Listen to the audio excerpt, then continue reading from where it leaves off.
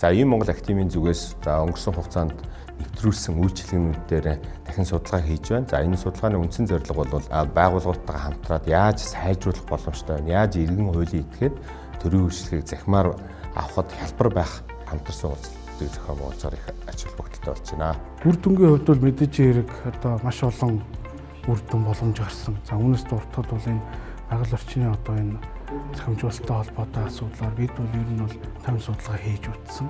Ингээд үзэхэд бол одоо жилдээ бол 600-700 одоо бас боол бичгийн цаас буюу энэ 10 гаруй модыг бол жилдээ бас хэмнэж байгаа гэдэг ийм одоо үзүүлэлт гарсан. Энэ зөвхөн нэг үзүүлэлт.